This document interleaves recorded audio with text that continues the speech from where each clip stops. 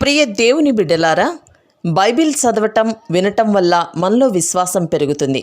మన మార్గానికి త్రోవ చూపుతుంది. సమస్త జనులను శిష్యులనుగా చేయుడి మత్తయి 28:19 వచనంలో దేవుని వాక్యం తెలియచేస్తోంది. తెలుగు బైబిల్స్ను ఆర్ఆర్కే మూర్తి గారు రీసెర్చ్ చేసి విశ్లేషణ చేసిన బైబిల్లోని ప్రతి అధ్యాయాలను వచనాలను వరుస క్రమంలో అనగా ఆదికాండం నుండి ప్రకటనా గ్రంథం వరకు ఇవ్వబడుతుంది. ప్రతి ఒక్కరూ ఆధ్యాత్మికంగా విశ్వాసంలో బలపడి మీ జీవితంలో ఎదుర్కొంటున్న సమస్యల నుండి విడుదల పొందండి. ప్రతి ఒక్కరూ మీ దీవెన టీవీని సబ్స్క్రైబ్ చేసి ఈ వాక్యాన్ని లైక్ చేసి మీ మిత్రులకు బంధువులకు షేర్ చేయండి. దేవుని సువార్తను ప్రకటింపబడుటలో మీరు పాలిభాగస్తులు కండి. ఈరోజు మనం 145వ కీర్తన వినబోతున్నాము. ఈ కీర్తనలో దావీదు దేవుణ్ణి స్తుతించి మహిమపరుస్తున్నాడు. ఇది స్తుతి కీర్తన. వ్యక్తిగతంగా దేవుణ్ణి స్తుతిస్తున్నాడు. రాజువైన దేవా, నా దేవా, నిన్ను ఘనపరుస్తాను. నీ నామమును నిత్యము సన్నుతిస్తాను. అనుదినము నిన్ను సన్నుతిస్తాను. నిత్యము నీ నామమును స్తుతిస్తాను. ఇది వ్యక్తిగత స్తుతి సమర్పణ. దేవుడు మహోన్నతుడు. ఆయన మహిమ ఎంతో గంభీరమైనది. 3-7 వచనం వరకు యెహోవా మహాత్మ్యము గలవాడు. ఆయన అధిక స్తోత్రము నొందదగినవాడు. ఆయన మహాత్మ్యము గ్రహింప శక్యము కానిది. ఒక తరము వారు మరొక తరము వారి ఎదుట నీ క్రియలను కొనియాడుతారు. నీ పరాక్రమ క్రియలను తెలియజేస్తారు. మహోన్నతమైన నీ ప్రభావ మహిమను, నీ ఆశ్చర్య కార్యములను నేను ధ్యానిస్తాను. నీ భీకర కార్యముల విక్రమమును మనుష్యులు వివరిస్తారు. నేను నీ మహాత్మ్యమును వర్ణిస్తాను. నీ మహాదయాళుత్వమును గూర్చిన కీర్తిని వారు ప్రకటిస్తారు. నీ నీతిని గూర్చి వారు గానం చేస్తారు. దేవుని సౌశీల్య సంపద ఎంతో గొప్పది. 10-13 వచనం వరకు దేవుని నిత్య రాజ్య ప్రశస్తి. యెహోవా, నీ క్రియలన్నీ నీకు కృతజ్ఞతాస్తుతులు సమర్పిస్తాయి. నీ భక్తులు నిన్ను సన్నుతిస్తారు. ఆయన రాజ్య మహోన్నత ప్రభావమును, ఆయన బలమును నరులకు తెలియచేయడానికి నీ భక్తులు నీ రాజ్య ప్రభావాన్ని గురించి చెప్పుకుంటారు. నీ శౌర్యమును గురించి పలుకుతారు. నీ రాజ్యము శాశ్వత రాజ్యము. నీ రాజ్య పరిపాలన తరతరాలు నిలుస్తుంది. 14-21 వచనం వరకు దేవుని మహాసంకల్పం వివరించబడింది. యెహోవా పడిపోయే వారినందరినీ ఉద్ధరిస్తాడు. కృంగిపోయిన వారిని లేవనెత్తేవాడు. సర్వజీవుల కన్నులు నీవైపు చూస్తున్నాయి. తగిన కాలమందు నీవు వారికి ఆహారమిస్తావు. నీవు నీ గుప్పిలి విప్పి ప్రతి జీవి కోరికను తృప్తిపరుస్తున్నావు. యెహోవా తన మార్గములన్నిటిలో నీతి గలవాడు. తన క్రియలన్నిటిలో కృప చూపేవాడు. తనకు మొర్రపెట్టే వారికందరికీ, తనకు నిజముగా మొర్రపెట్టే వారికందరికీ యెహోవా సమీపముగా ఉన్నాడు. తన యందు భయభక్తులు గలవారి కోరిక ఆయన నెరవేరుస్తాడు. వారి మొర్ర ఆలకించి వారిని రక్షిస్తాడు. యెహోవా తనను ప్రేమించే వారిని కాపాడుతాడు. అయితే భక్తిహీనులనందరినీ ఆయన నాశనం చేస్తాడు. నా నోరు యెహోవాను స్తోత్రము చేస్తుంది. శరీరులందరూ ఆయన పరిశుద్ధ నామమును నిత్యము స్తోత్రము చేసెదరుగాక. సోదరీ సోదరులారా, వింటున్నారా? స్తుతి అనేది మన ఆత్మకు ఎంతో ఆరోగ్యం. స్తుతించడం వల్ల నీకేమి దొరుకుతుంది అనే ఆలోచన అనవసరం. సత్యమందు ఆత్మయందు దేవుణ్ణి స్తుతించడమే గొప్ప ఆశీర్వాదం. ఆయన మాత్రమే మన స్తుతులకు పాత్రుడు. స్తుతి ద్వారా దేవుని ప్రజలకు ఆధ్యాత్మిక సౌందర్యం ప్రాప్తిస్తుంది. అనుదినము నిత్యము ఆయనను స్తుతించటం ఆధ్యాత్మికమైన అలవాటు. ఇది చాలా మంచి అలవాటు. దేవుని పనిని వృద్ధి చేస్తుంది. దేవుని ప్రజలు స్తుతియందే సమైక్యమవుతారు. స్తుతి అంతరంగ పురుషుణ్ణి స్వస్థపరుస్తుంది. దేవుని గొప్పతనం, కృప, దయాళుత్వం, మహిమ, ఆయన మహాదాతృత్వం మన స్తుతికి ప్రేరకాలు. శ్రోతలు, దైవస్తుతిని అభ్యసించండి. ఎడతెగని అభ్యాసము చేత స్తుతి మీ జీవితంలో భాగమైపోతుంది. మన స్తుతి జీవితం రాబోయే తరానికి మార్గదర్శకం. ఆరాధనమే దేవుడు మనకిచ్చిన ధనం. స్తుతి సమర్పణ దేవునికి ఎంతో ఇంపైనది. దావీదుకు సృష్టిలో సమస్తము దేవుణ్ణి స్తుతిస్తున్నట్లే కనిపిస్తోంది. అంతటా దైవస్తుతే వినిపిస్తోంది. అది కనులకు విందు, వీణులకు విందు. స్తుతి దృష్ట్యా సమస్త ప్రకృతి మనకు నూతనమై గోచరిస్తుంది. ఆకాశము, అంతరిక్షము కూడా దేవుణ్ణి స్తుతిస్తున్నాయి. స్తుతిలో ప్రకృతి శోభ మనకెంతో ఆకర్షణీయంగా కనిపిస్తుంది. ప్రియ శ్రోతలు, మనకు స్తుతి జీవితం అలవడితే అదే మహాభాగ్యం. దేవుడు ప్రతి పరిస్థితిలో నీకు నాకు సహాయపడతాడు. తొట్టిల్లితే ఆయనే లేవనెత్తుతాడు. ఆకలైతే అన్నం పెడతాడు. పిలిస్తే పలుకుతాడు. ఆయన మనకు ఎంతో సన్నిహితుడవుతాడు. అందుకే దావీదు అంతగా దేవుణ్ణి స్తుతించేవాడు. అదే దావీదు భక్తి రహస్యం. దేవుడు ఏమై ఉన్నాడో, ఆధ్యాత్మిక పరిధిలో ఆయన నీకేం చేశాడో అనుభవించినప్పుడు స్తుతి ఒక ప్రవాహమై నీలో నుండి ఉరకలు వేస్తూ వస్తుంది. దావీదు రాసిన కీర్తనల్లో ఇదే చిట్టచివరిది.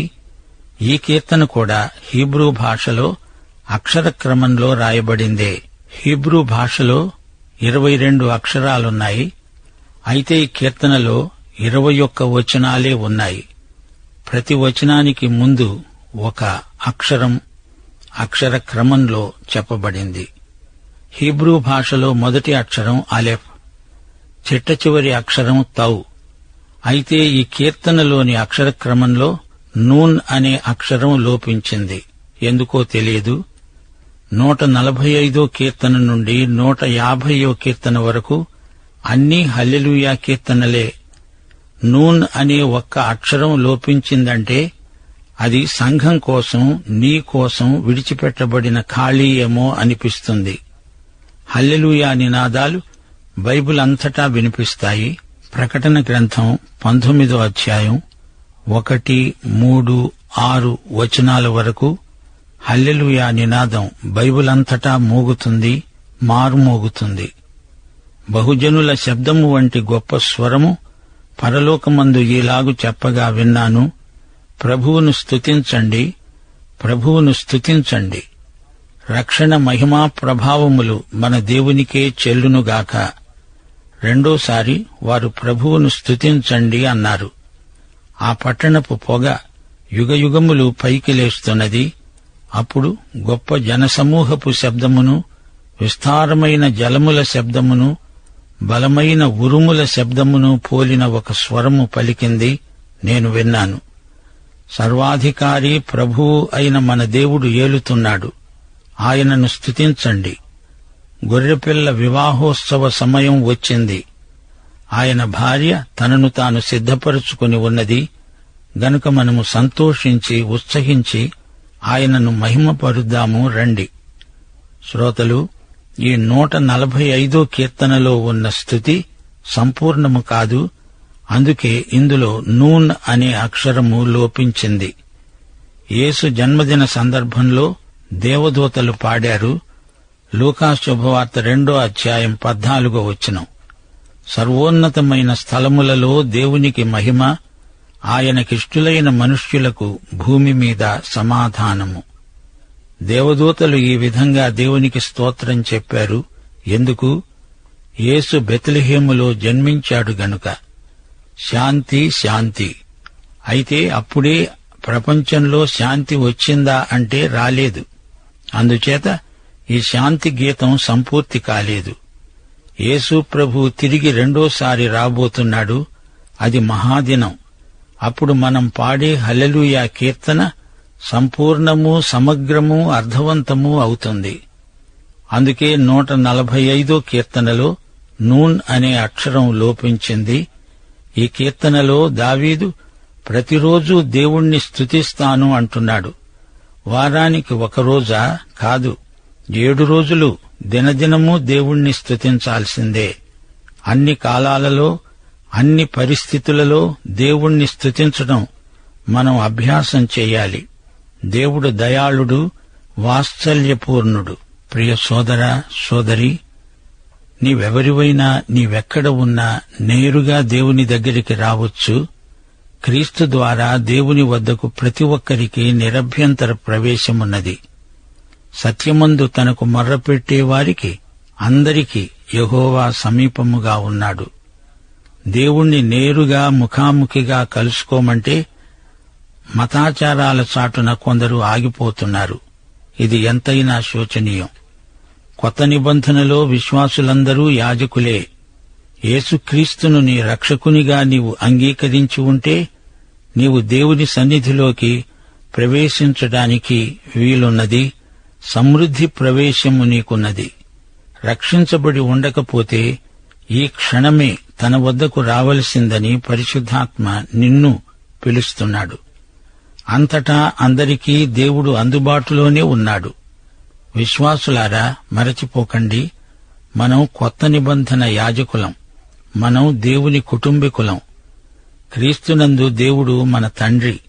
పరలోకమందు భూమి మీద ఉన్న ప్రతి కుటుంబము ఆ తండ్రిని బట్టే కుటుంబము అని పిలువబడుతున్నది. ఆయన మన తండ్రి. మనలను సహోదరులు అని పిలవడానికి ఆయన సిగ్గుపడలేదు. మనము యేసు సహోదరులము, సహవారసులము, సహయాజకులము. నూతన జన్మ ద్వారా మనము ఆత్మయందు సజీవులమయ్యాము. ఆధ్యాత్మిక బలులు, జిహ్వాఫలము అర్పించడానికి అర్హులమయ్యాము. ఆత్మతో సత్యముతో దేవుణ్ణి ఆరాధించగలుగుతున్నాము. ఆధ్యాత్మిక ఆరాధన భాగ్యం మనకిచ్చిన దేవునికి స్తుతి. యోహాను సువార్త 15వ అధ్యాయం 16వ వచనంలో ప్రభువు ఏమన్నాడు? నేను మిమ్ములను ఏర్పరచుకొని నియమించాను. 1 పేతురు 2వ అధ్యాయం 9వ వచనం, మనము ఏర్పరచబడిన వంశము, రాజులైన యాజక సమూహము, పరిశుద్ధ జనము, దేవుని సొత్తైన ప్రజలము. యేసు గుణాతిశయములను ప్రచురము చేస్తాము. శ్రోతలు, ఇది నిజం. దేవునికి మనం రాజ్యమయ్యాము, యాజకులమయ్యాము. కొలసీ పత్రిక 2వ అధ్యాయం 10వ వచనం, క్రీస్తునందు మనము సంపూర్ణులము. స్తుతి ప్రభావం మన జీవితాలను పూర్తిగా నింపివేయాలి. యాకోబు పత్రిక 3వ అధ్యాయం 9 నుండి 11వ వచనం వరకు గమనించండి. నాలుకతో తండ్రి అయిన ప్రభువును స్తుతిస్తాము. దానితోనే దేవుని పోలికగా పుట్టిన మనుష్యులను స్తుతిస్తాము. ఒక్క నోటి నుండే ఆశీర్వచనము, శాపవచనము బయలు వెళ్లుతాయా? నా సహోదరులారా, ఇలా ఉండకూడదు. నీటి బుగ్గలో ఒక్క జల నుండే తీయని నీరు, చేదు నీరు ఊరుతాయా? దేవుణ్ణి స్తుతించే మనం 1 కొరింథీ 6వ అధ్యాయం 11వ వచనం ప్రకారం ప్రభువైన యేసుక్రీస్తు నామమున మన దేవుని ఆత్మయందు మనము కడుగబడి పరిశుద్ధపరచబడిన వారమై నీతిమంతులుగా తీర్చబడ్డాము. మన దేవుడు స్తుతికి పాత్రుడు. మనము స్తుతించడానికి పాత్రులముగా చేయబడినందుకు దేవునికి స్తోత్రము. యేసు రక్తము, దేవుని వాక్యము, పరిశుద్ధాత్మ, ఈ 3 అనుభవాలు గలవారే దేవుణ్ణి అర్థవంతంగా స్తుతించగలరు. హెబ్రీ పత్రిక 10వ అధ్యాయం 22వ వచనం, మనస్సాక్షికి కల్మషము తోచకుండా ప్రోక్షింపబడిన హృదయములు గలవారము, నిర్మలమైన ఉదకముతో స్నానము చేసిన శరీరములు గలవారము అయి ఉండి విశ్వాస విషయములో సంపూర్ణ నిశ్చయత కలిగి యథార్థమైన హృదయముతో మనము దైవ సన్నిధానానికి చేరుదాము. యేసు రక్తప్రోక్షణ, దేవుని వాక్య జలం మనలను ఆరాధనకు సిద్ధపరుస్తాయి. 147 కీర్తన అనగానే మనకు యాకోబు పత్రిక 4వ అధ్యాయం 8వ వచనం జ్ఞాపకం వస్తుంది. దేవుని యొద్దకు రండి, అప్పుడాయన మీ వద్దకు వస్తాడు. పాపులారా, మీ చేతులను శుభ్రం చేసుకోండి. ద్విమనస్కులారా, మీ హృదయాలను పరిశుద్ధపరచుకోండి. మన భావజీవితంలో పరిశుద్ధత లేకుండా దేవుణ్ణి ఆరాధించటం, స్తుతించటం దేవుని వ్యక్తిత్వాన్ని, సౌశల్యాన్ని అవమానపరిచినట్లే. విరిగి నలిగిన మనస్సు దేవుణ్ణి ఆరాధించటానికి, స్తుతించడానికి తగినది. శరీరానుసారమైన మనస్సు దేవునికి విరోధం. దీన మనస్సు అనే వస్త్రం నూతన నిబంధన యాజక వస్త్రం. నీతి వస్త్రము ధరించిన వారే కొత్త నిబంధన యాజకులు. అంతేకాదు, మనలను మనమే దేవునికి సజీవ యాగముగా సమర్పించుకొని ఉండాలి. అప్పుడే మన సేవ యుక్తమైనది అవుతుంది. మన ఆత్మ, జీవము, శరీరము ఈ మూడు పూర్తిగా దేవునికి సమర్పితమై ఉండాలి. హెబ్రీ పత్రిక 13వ అధ్యాయం 15-16 వచనాలు.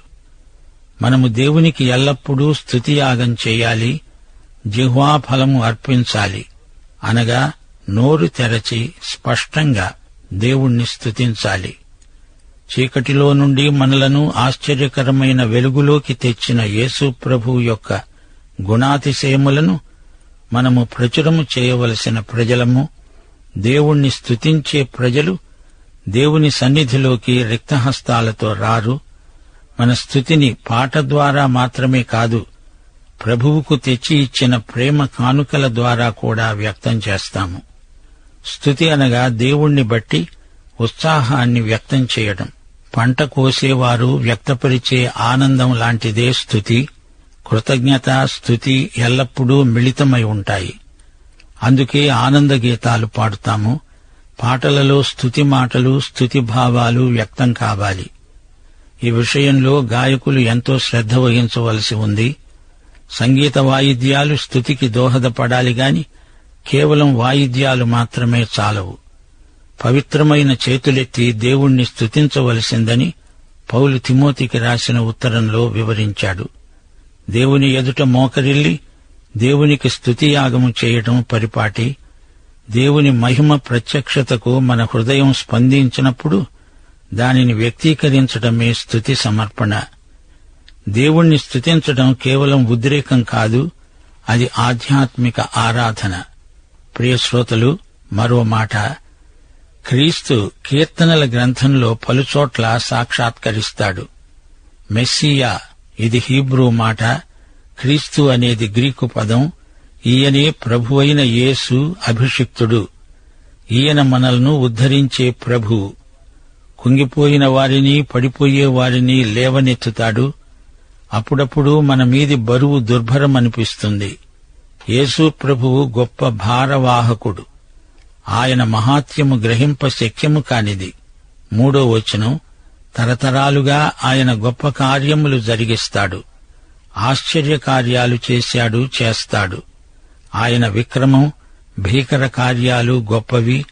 ఆయన నీతిమంతుడు, ప్రేమమయుడు, దయాళుడు, మహోపకారి, శాశ్వత రాజ్యాన్ని పరిపాలించే సార్వభౌముడు, మనకు అన్నపానములిచ్చి పోషించేవాడు, మన సంరక్షకుడు ఆయనే. దయగలవాడు, మనకు న్యాయం చేకూర్చే తీర్పరి, ఆపత్కాలమందు మనలను కాపాడేవాడు, వాగ్దానాలను నెరవేర్చేవాడు. ప్రియ సోదరుడా, సోదరి, నీవు బ్రతుకు బరువు మొయ్యలేక కుంగిపోతున్నావా? ఆర్థిక భారాలు ఎక్కువై నిన్ను కూలదోస్తున్నాయా?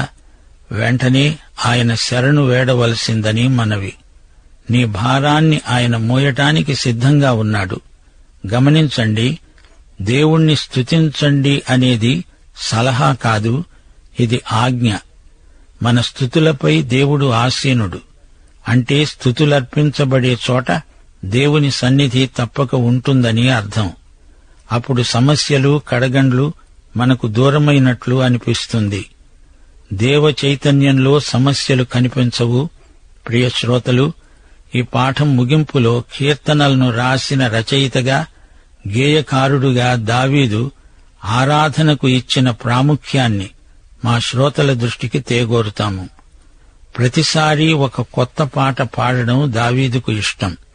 పాట అదే అయినా ప్రతిసారి పాడేవారి అనుభవాన్ని బట్టి అది కొత్తదే అనిపిస్తుంది. దావీదు రాజుకు 4,000 మంది ఆస్థాన గాయకులు, సంగీత విద్వాంసులు ఉండేవారు. సంగీతం లలితమై ఆరాధకుల హృదయాలను ఎంతో అలరించేది.